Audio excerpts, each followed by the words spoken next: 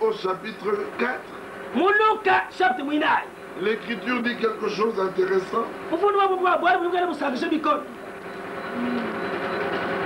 Nous sommes au verset 41. Des démons aussi sortirent de beaucoup de personnes en criant et en disant: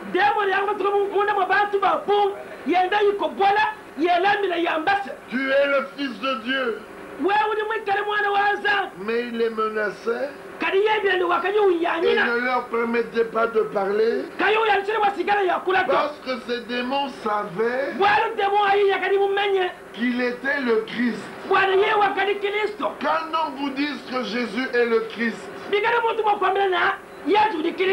ça ne fait pas de lui un homme de Dieu.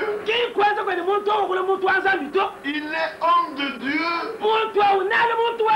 que si dans tout son enseignement, est conforme à la Bible. Aucune église n'est morte pour toi à Golgotha. Aucun prédicateur n'est mort pour toi à Golgotha. Aucun homme n'est mort pour toi à Golgotha. Celui qui est mort pour toi à Golgotha, c'est Jésus-Christ. Quand Paul l'a rencontré sur le chemin de Damas, dans Actes au chapitre 9, il lui a demandé: Seigneur, qui es-tu? Et le Seigneur répondit: je suis Jésus que tu persécutes.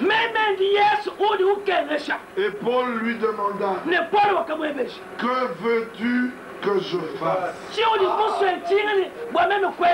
Voici la question de ce soir. Que veux-tu que je fasse? Dieu est un Dieu de promesses. Du temps de Noé, il fallait bâtir l'arche. Du temps de Moïse, il fallait traverser la mer Rouge. Du temps de Salomon, il fallait bâtir le temple. Du temps d'Ezra, il fallait sortir de Babylone. Du temps de Néhémie, il fallait rebâtir la muraille. Du temps de Jean-Baptiste, il fallait aller dans le désert. Du temps de Paul, il fallait écouter l'enseignement de Paul. Au temps de la fin, il faut revenir à l'enseignement de Paul.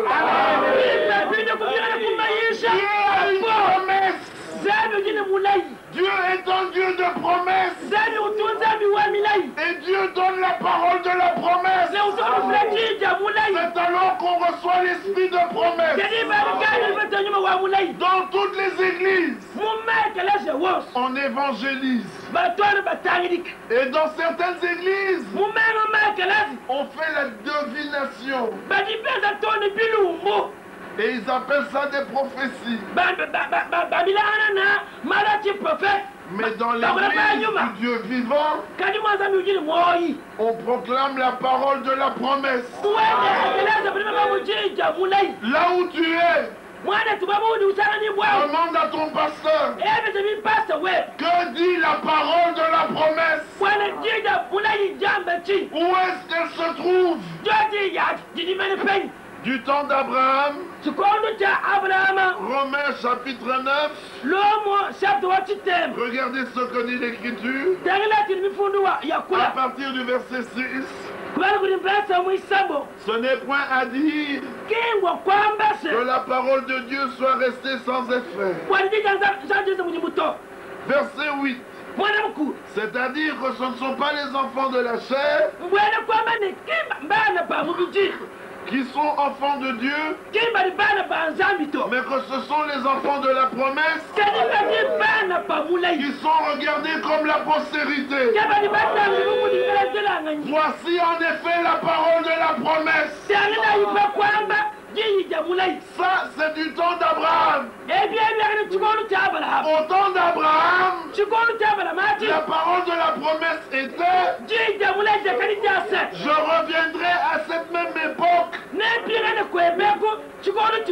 et Sarah aura un fils. Alors Paul dit dans Galates, au chapitre 4, il dit au verset 28, pour vous frères, comme Isaac, vous êtes enfants de la promesse. Alors voici la question. Quelle est la parole de la promesse par laquelle toi, tu es devenu enfant d'Abraham? Car les enfants d'Abraham, ce sont les enfants de la promesse. Alléluia. Ainsi nous comprenons qu'en rapport avec notre temps, il y a une parole de promesse. Acte 3, 21. Jésus-Christ doit rester dans le ciel. Jésus-Christ doit rester dans le ciel. Acte 3, 21. Lisons cela et nous allons terminer. Acte 3, 21. Il est dit à partir du verset 19. Repentez-vous donc et convertissez-vous pour que vos péchés soient effacés, afin que des temps de rafraîchissement viennent de la part du Seigneur, et qu'il envoie celui qui vous a été destiné, Jésus-Christ,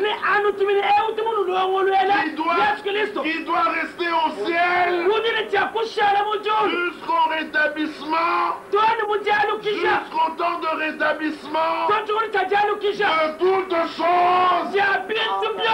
Nous n'inventons rien. dont Dieu a parlé anciennement par la bouche de ses saints prophètes. On peut aller dans Ésaïe. Il dit dans Ésaïe 42, j'ai publié une bonne parole pour mon peuple, mais c'est un peuple pillé, qui est dans les cachots. Vos églises sont des cachots. Alors aujourd'hui Dieu dit, sortez du milieu d'eux, laissez à la lumière. Il n'y a personne qui dit restitue. Nous vivons le temps de la restauration. Demandez à vos prédicateurs qu'ils vous donnent la parole de la promesse. Car la foi se repose sur les promesses. Sans promesse, il n'y a pas de foi. Alors à ce moment-là, votre religion est vaine. Vous êtes alors comme Adam, qui après avoir péché a mis des feuilles. Mais quand il a entendu la voix de Dieu, Adam, où es-tu? Il a vu qu'il était nu. Aujourd'hui, si vous entendez sa voix, n'endurcissez pas vos cœurs. Reconnaissez quand vous êtes nus. Et venez écouter la parole de la promesse. Comme Paul, je vous demande, croyez-vous en prophète? Je sais que vous y croyez. Alléluia. Alors il faut qu'on vous instruise. Venez. C'est le dernier appel. Dieu vous aime. Ésaïe 8:20. À la loi et au témoignage. Si on ne parle pas comme ça, le soleil ne se lèvera pas pour le peuple. Il n'y aura pas d'aurore. Il n'y aura que des ténèbres. Il n'y aura que la souffrance. Alors l'homme regardera le ciel. Lui, il regardera la terre. Et il secouera la tête. C'est ce qu'on voit tous les jours dans les rues. Mais pour nous, nous sommes des bienheureux. Car nous savons ce que Dieu fait maintenant. Vous savez tous ce que Dieu a fait du temps de Moïse. Vous savez tous ce que Dieu a fait du temps de Jean-Baptiste. Mais savez-vous ce que Dieu fait aujourd'hui? Si vous le savez, vous êtes bienheureux. Si vous ne le savez pas, vous êtes dans les ténèbres. Mais la lumière a paru au temps du soir. Que Dieu vous bénisse. Allez dans la paix du Seigneur. Merci mon frère. Et Dieu vous bénisse également. Et il y a une question bien aimée. Merci, pasteur Firmin. J'ai bien suivi votre exposé comme hier. Mais je voudrais revenir sur un petit point. Aujourd'hui, l'Église catholique prêche et déclare qu'elle prêche par l'Esprit de Dieu. Les pentecôtistes, lorsqu'ils prêchent et interprètent la Bible, ils ne cessent de déclarer que c'est par l'Esprit de Dieu. Les néo-apostoliques, l'Église orthodoxe, pour ne citer que celle-là, ne cesse de dire que c'est par l'Esprit de Dieu qu'il prêche l'Évangile. Et vous venez de dire qu'il faudrait proclamer la parole seulement de la promesse. Alléluia. Et c'est là que vous entendez par enseignement conforme à la Bible. Ma question est la suivante. Cet enseignement qui est conforme à la Bible, c'est seulement celui qui provient du centre missionnaire ou les autres églises ont aussi un enseignement conforme à la Bible? Parce qu'à vous entendre parler, c'est comme si vous voulez converger toutes les églises au centre missionnaire. Y a-t-il un autre enseignement conforme à la Bible? Qu'est-ce que vous entendez par enseignement conforme à la Bible? Bien, je crois, René, nous n'avons que 2 minutes. Je vais dire ça à l'homme de Dieu. Voici ce que dit l'Écriture dans le livre de Colossiens,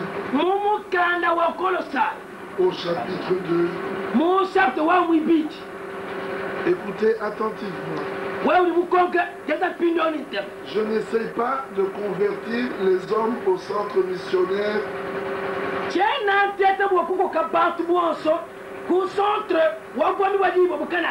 Non.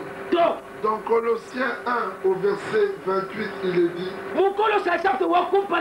Commençons au verset 27.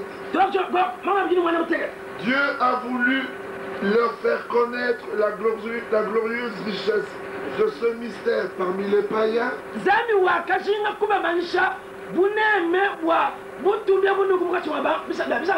Savoir Christ en vous, l'espérance de la gloire. C'est lui que nous annonçons. Exhortant tout homme et instruisant tout homme en toute sagesse, afin de présenter à Dieu tout homme devenu parfait en Christ. C'est à quoi je travaille en combattant avec sa force qui agit puissamment en moi. Les catholiques ont le droit de dire ce qu'ils veulent. Les pentecôtistes ont le droit de dire ce qu'ils veulent. Tout le monde peut dire ce qu'il veut. Si vous voulez appeler Kananga London, c'est votre problème. Si vous voulez appeler Kananga New York, c'est votre problème. Mais jamais la Bible n'indique que Marie est montée au ciel.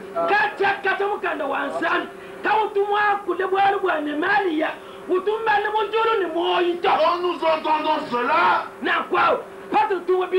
l'enseignement catholique est déclassé de la Bible.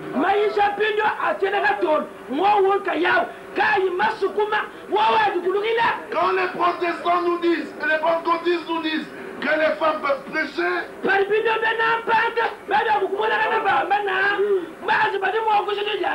Paul dit dans 1 Corinthiens, au chapitre 14, je vais vous lire cela rapidement. Écoutez attentivement. Je lis ceci. Verset 34. Commençons au verset 33. Car Dieu n'est pas un Dieu de désordre, mais de paix. Comme dans toutes les églises des saints, que les femmes se taisent dans les assemblées. Verset 36. Est-ce de chez vous que la parole de Dieu est sortie? Et c'est à vous seul qu'elle est parvenue. Verset 37. Si quelqu'un croit être spirituel ou qu'il est prophète, qu'il reconnaisse que ce que je vous écris est un commandement du Seigneur. Et s'il ignore, mais qu'il ignore, alléluia. Et j'ajoute encore, je vois que vous êtes tous dans la joie, parce que la réponse biblique réjouit le cœur. Je n'ai pas raison, la Bible a raison. Je ne vous ai rien dit qui vient de moi. Je vous ai lu la Bible. Alors nous voulons vous amener à Christ. C'est pour cela nous devons taper sur vos mains qui tiennent les églises, les chapelets et les fausses doctrines. Nous prêcherons jusqu'à ce que tout le monde vienne à Christ. Ça c'est oui et amen. En d'autres termes, la vérité n'est que dans la parole de Dieu. 1 Jean 4, verset 6. Nous sommes de Dieu. Celui qui connaît Dieu nous écoute. Celui qui ne connaît pas Dieu ne nous écoute pas. C'est par cela que nous connaissons l'esprit d'erreur de l'esprit de vérité. Quiconque résiste à l'enseignement des apôtres, c'est l'esprit antichrist. Je suis étonné de voir qu'ils lisent la Bible. Quand quelque chose leur plaît, ils prennent cela. Quand ça ne leur plaît pas, c'était aux Corinthiens. Quand ça leur plaît, ils prennent. Quand ça ne leur plaît pas, c'est aux Romains. Quelle est la lettre au cas d'anglais? Quelle est la lettre au congolais? La lettre au corinthien dit à tous les saints qui en tout lieu invoque le nom du Seigneur Jésus-Christ. Cette parole demeure éternellement. Il n'y a rien à ajouter et rien à retrancher. Que Dieu vous bénisse. Je crois partir que tu es satisfait, je crois Oui, c'est toi qui dis que je suis satisfait. Je vois que l'interprète du pasteur n'est pas sur la ligne du pasteur parce qu'il ne dit pas vraiment ce que le pasteur dit. Alors, à le voir, l'entendre, c'est comme si lui attaque directement les églises. Mais je voudrais que nous puissions peut-être organiser plus tard un débat. En tout cas, souffrez que vous puissiez être avec nous, comme ça nous pouvons inviter les gens, nous organisons un débat. Bien, le temps nous fait défaut, nous voulons remettre l'antenne à la cabine technique. Malheureusement, je voyage déjà. On est là jusqu'au dimanche. On est là jusqu'au dimanche. On peut mettre le vendredi. Vous allez vous reposer. Moi, je vais amener les journalistes. Non, vous amènez les journalistes. Mais je voudrais qu'à la fin, vous soyez tous. C'est pas un son. Ce témoignage, ce n'est pas une vision. Ce témoignage, c'est une réalité.